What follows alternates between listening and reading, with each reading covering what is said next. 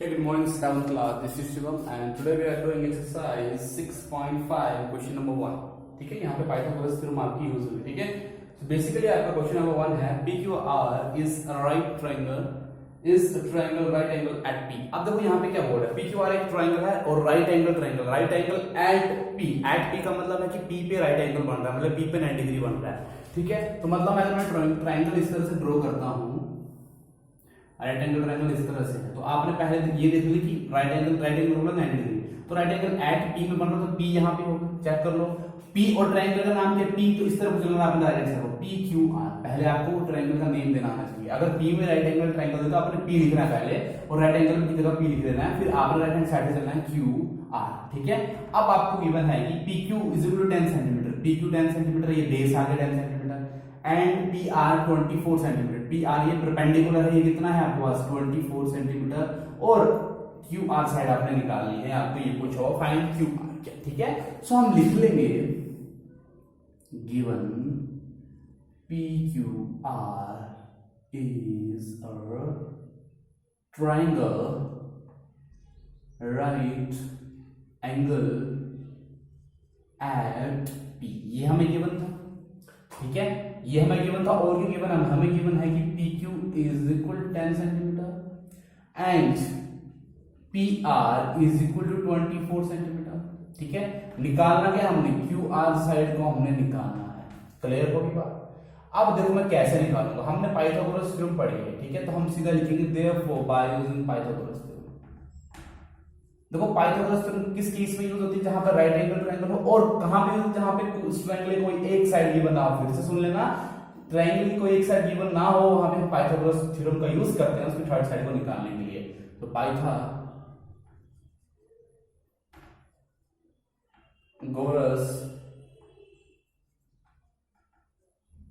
Theorem. ठीक है बेटा, ये होता है पाइथागोरस थ्योरम. ठीक है, सो पाइथागोरस थ्योरम बेसिकली में है क्या आपके पास, तो पाइथागोरस थ्योरम होती है बेटा हाइपोटेनस का स्क्वायर. अब मैं यहाँ पे लिखवा भी देता हूं, मैंने पहले भी लिखवाया हुआ है. ये हाइपोटेनस होता है बेटा, ये बेस होता है बी, और ये परपेंडिकुलर बोलते हैं इसको, हाइट भी बोल सकते हैं या एल्टीट्यूड भी बोल सकते हैं. ठीक है, इज इक्वल टू बेस का स्क्वायर प्लस परपेंडिकुलर का स्क्वायर. ठीक है, स्क्वायर सभी को होता है. हाइपोटेनस आपके पास क्या कुछ नहीं है, आपके पास हाइपोटेनस क्यू आर है, चेक कर लो. हाइपोटेनस लाइन जो क्यू आर नाम इसको जो मैंने निकालना है. ठीक है, और बेस क्या है आपके पास, पी क्यू, तो पहले हम ऐसे लिखते हैं पी क्यू का स्क्वायर, परपेंडिकुलर क्या है आपके पास पी आर का स्क्वायर. ठीक है, अब मैं डायरेक्टली ये फॉर्मूला नहीं लिख सकता, मैं डायरेक्टली आगे फॉर्मूला में डायरेक्टली ये लिखूंगा, हाइपोटेनस सीधा ये इन वर्ड में लिखूंगा जो यहाँ पे गिवन है. ठीक है, उसके लिए मुझे वैल्यू पुट करनी होती है यहाँ पे. सो पी क्यू है आपके पास 10, तो 10 का स्क्वायर प्लस पी आर का मतलब है 24, तो 24 का स्क्वायर. अब बेटा स्क्वायर में कंफ्यूज नहीं होना है आपने, स्क्वायर आप 8th में आगे पढ़ेंगे और इसमें. ठीक है, तो 10 का स्क्वायर का मतलब है बेटा साइड में लिख लें, 10 का स्क्वायर का मतलब कि 10 को आपस में 2 टाइम्स मल्टीप्लाई करना है. 24 का स्क्वायर का भी यही मतलब है कि 24 को आपस में 2 टाइम्स मल्टीप्लाई करना है. ठीक है, यही इसका मतलब है. ठीक है, तो 10 टाइम्स कितना, तो बेटा 100 होते हैं, और 24 × 24 तो 576. कितने होते हैं 576. और जब बेटा मैं इनको प्लस करूंगा तो आएगा 169. ठीक है, अब देखो यहाँ पे क्यू आर का भी स्क्वायर हम भूल गए, एच का स्क्वायर है तो क्यू आर का भी क्या जाएगा स्क्वायर. अब बेटा देखो क्यू आर का स्क्वायर, अब यहाँ पे ध्यान से देखना मेरी बात, ये बात आपको यहाँ पे ध्यान में रखनी पड़ेगी. ये वो होता है बेटा, इसको हम बोलते हैं स्क्वायर, और स्क्वायर को जब हम इक्वल टू को उस तरफ ले जाते हैं तो वो बन जाता है इस तरह का साइन, और इसको बोलते हैं हम, इसको साइड में लिख लेना आपने, इसको बोलते हैं हम स्क्वायर रूट या अंडर रूट. अब स्क्वायर रूट के नीचे चले गए, अंडर रूट के नीचे चले गया 169. अब हम क्या करते हैं बेसिकली बेटा 169 के प्राइम फैक्टराइजेशन मेथड से फैक्टर निकालते हैं. जिसके ऊपर भी स्क्वायर रूट लगा हो, अंडर रूट लगा हो, उसमें हम क्या करते हैं बेटा, या डिवीजन मेथड से, प्राइम फैक्टराइजेशन मेथड से, जैसे 169 के परफेक्ट हम क्या निकालेंगे, फैक्टर निकालेंगे. सीधा बोले हम 169 का परफेक्ट स्क्वायर निकालेंगे, मतलब ऐसा नंबर जिसका ये परफेक्ट स्क्वायर है, मतलब ऐसा नंबर जिसको अपने आप में मल्टीप्लाई करने पे ये वैल्यू आती है. तो बेटा ऐसा एक ही नंबर है जिसको मल्टीप्लाई करने पे, वो एक ही नंबर है, आपको मालूम, आप इस तरह से फैक्टर निकालते हैं. तो देखो 13 क्या होते हैं 169, और स्क्वायर रूट में बनते हैं 2 के पेयर. तो मैं आपको यहाँ पे बता दूं कि ये 13 169 के परफेक्ट पेयर आए वो ये आए 13 × 13. तो ये 2 होता था बेटा स्क्वायर में 2 का एक पेयर बनता, तो एक वैल्यू कहती है आप उसमें से बाहर निकाले तो स्क्वायर का अंडर रूट खत्म हो जाता है अपने आप ही, ठीक है।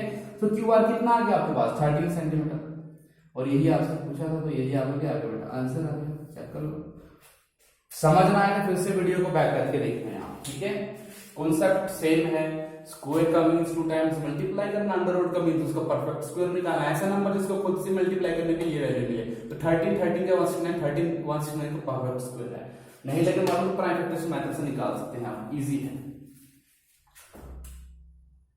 चलते हैं बेटा क्वेश्चन नंबर 2 की तरफ। सो क्वेश्चन नंबर 2 में बोल रहा है बेटा ABC is a triangle right angle at C. फिर से एबीसी एक triangle right angle at C में है, कहां पे आपके राइट एंगल सी में। तो पहले आपने ट्रायंगल बनाना है, कैसा राइट एंगल ट्रायंगल बनाना है, ठीक है, लाइक दिस। और बोला राइट एंगल कहां पे, राइट एंगल यहां बनता है, तो कहां पे सी पे, तो सी यहां पे आएगा, ठीक है। तो देखो बेटा ए यहां से होगा ए बी सी, ठीक है, तभी आएगा सी यहां पे। तो हम राइट साइड पर, तो यहां पे आएगा ए, यहां पे आएगा बी। अब हम देख लेंगे कोई और साइड है तो नहीं हमारे पास। ए बी आपको दे रही है 25 सेंटीमीटर, क्लियर होगी बात। एसी गिवन है आपके पास 7 सेंटीमीटर, सॉरी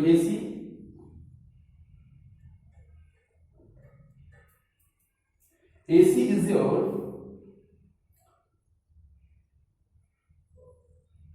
7 सेंटीमीटर, ठीक है। और आपको BC निकालनी है, ठीक है, आपको BC साइड निकालनी है, ठीक है। तो हम लिख लेंगे given ABC is a triangle right angle